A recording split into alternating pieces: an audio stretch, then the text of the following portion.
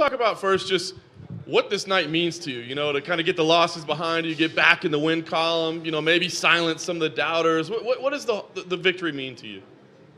There is no doubt that I'm one of the greatest strawweights in the world, and sometimes we wish that the fights are going to look different, but I'm very proud with my performance, very proud of myself, my coaches, my team, American top team, my sparring partners, and this fight. Tecia Torres show up good, but I'm on different level, and I'm very happy that this fight went through the decision because I showed that I'm complete MMA fighter, that I'm not only a striker. She wanted to grapple, I let her do that, and I could spend the whole day, 10 more rounds, and I didn't even warm up. So I feel great. You could see my grappling, my wrestling is on point. I'm looking forward, but this victory was very important to me and for the UFC. They know how dominant champion I was. I'm very thankful to them that I got the opportunity to fight for the belt in April. They know what happened 2 nights before the fight at Madison Square Garden, November 2017, and I'm still paying for this, what happened, for someone's mistakes, and I don't care what people are saying, that if it was my excuse or not, but this sport is more difficult than people think it is, and that's the point. Like I said, the worst thing in this sport is that one person win, the other lose, and you cannot take second place, and people call you a loser, but both fighters always perform. They spend so many weeks far away from the families, and they work hard every day, and you win, you lose, you're still a winner, doesn't matter. And people should check this the other way, because they think that we training you don't have to prepare for so many weeks for the fight, 15 minutes. Isn't true. It's not only about the one camp, 8 weeks, or my camp before the second fight with Rose Namajunas was 11 weeks, or even almost 12. And you have to prepare this way if you want to be on the top. But this fight was very important, like I said, and I want people to know more about this sport, how it looks before they call or they doubt someone. Like, they are saying that I lost to Rose twice, and I'm not the strawweight queen, but if you take all of the 10 ranked strawweight fighters and you put them all together, they don't have that big legacy like mine. That's the point. And they can call me whatever they want to call. I know who I am and how big is my legacy, and I cemented that today. And I went through this. I won the belt, I was a very dominant champion, and I will do this one more time. Because I'm not only dreaming about the belt. I set already my goals, but I'm willing to put on work. And people can be only jealous and point at me and doubt me. But I will do my thing. I will become a champion again. And today, I did maybe for someone small step, but I did a very big step. And I'm closer to get what I want to get. And I'm willing to put on work. Last week I said, I'm sick of it. I don't remember when I was on vacation. You see me hanging out at the pool. Sometimes if I have time, my pool is right next to my apartment.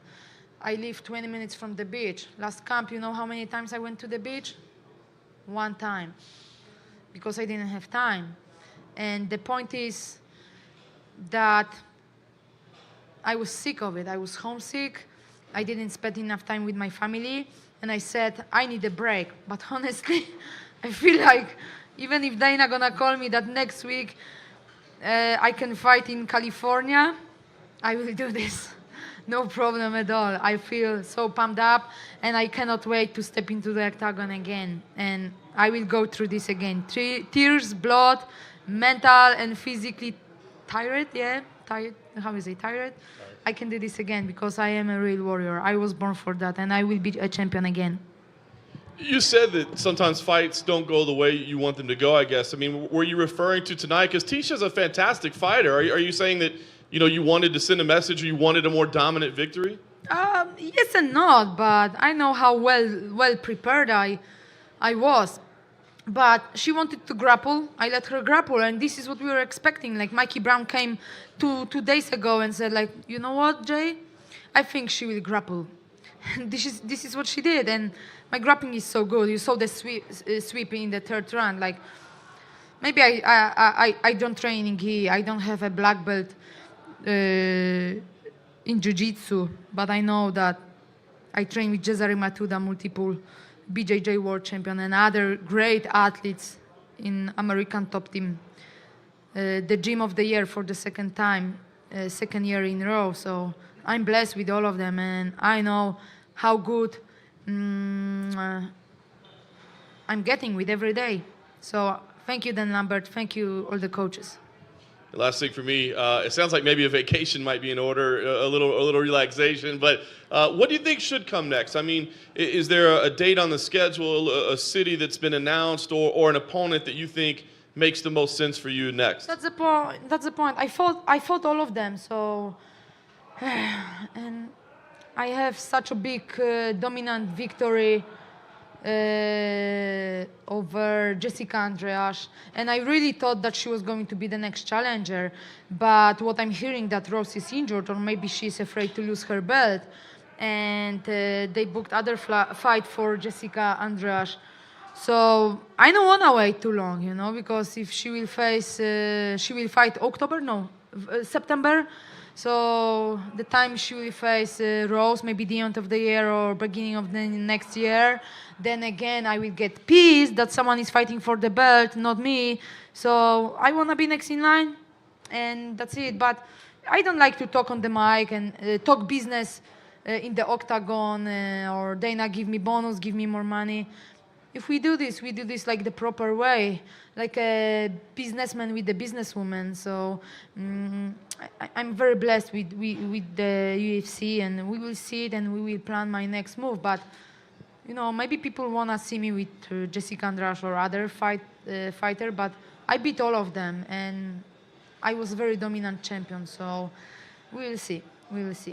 And Rose saying that she will give me the third fight after I will say that she is the best, no way. Maybe you beat me and you're the champion, maybe you won, but your legacy is not that big, and you should bow down because I'm the queen, and I give her respect.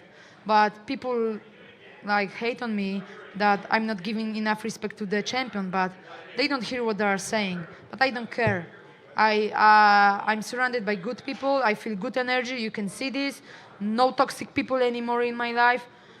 I'm blessed. I feel great. Thank you. Joanna, is there any chance now that you got this win and you kind of put the 2 losses behind you, that you maybe consider stepping into the octagon today? I was talking to myself. Your last fight, and this morning or yesterday, I watched the fight with Jessica Andreas, because Tecia Torres is very similar fighter to Jessica Andreas, and we watched that fight. And when I was stepping into the octagon, I was talking to myself. Your last fight was with Jessica Andreas, because in the fight with Rose Namajunas, the first fight, I was not the competitor because of what happened 2 nights before. The weight cut killed me, and like I said, till today, I'm still paying the price for what happened. But I'm the best in the world, and I proved that. You know, that's the point, and this is what I keep in my mind. And I know what I wanna approach in my life. And some people, they set the goals and the dreams, but they are not willing to put on work, and that's why they are pointing at the other people. They can point at me, but I know what I wanna approach in my life and what I will do very soon. Is there any chance you consider moving up to 125 now at this point? Just because, you know, we don't know what's happening with Rose. You may not get that I fight. said after my last my fight with Rose, I said that for a month I don't want to talk and hear about the fighting UFC. I was tired. The camp was long. But honestly, week after, I said with Dan Lambert, with my coaches, we were thinking of me moving up, but we spoke to Dana, and we decided me to stay in 115 and go for the belt very soon. So we will see what's going to happen. I feel great. You can see that my body changed. I'm strong, even when I'm weighing 115. I'm not anymore weak, Joanna, or afraid of getting sick or losing my life because of the weight cuts. I feel strong, but the whole camp, I must be very strict, very dedicated, very disciplined.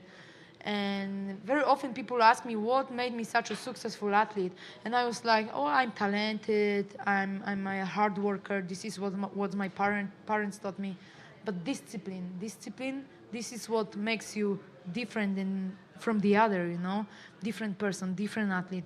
It's discipline, and that's the point.